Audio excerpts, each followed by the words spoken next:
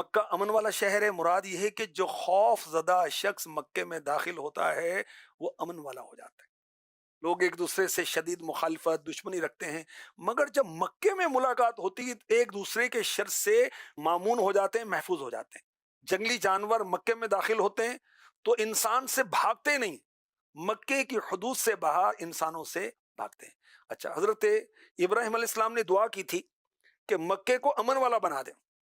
اس سے مقصود یہ تھا کہ تم مکے میں امن قائم کرنے کا حکم دے دے، مکے کو حرم بنا دے، حدود مکہ میں قتل خون ریزی کو خصوصیت کے ساتھ منع فرما دے۔ تو مکہ حرم ہے۔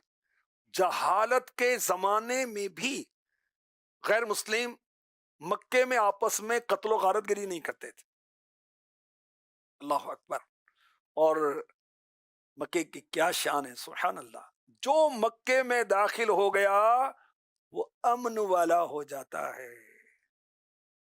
من دخلہ کان آمنا، سورہ آل عمران آیت نمبر 97۔ جو اس میں داخل ہوا امن والا ہو گیا۔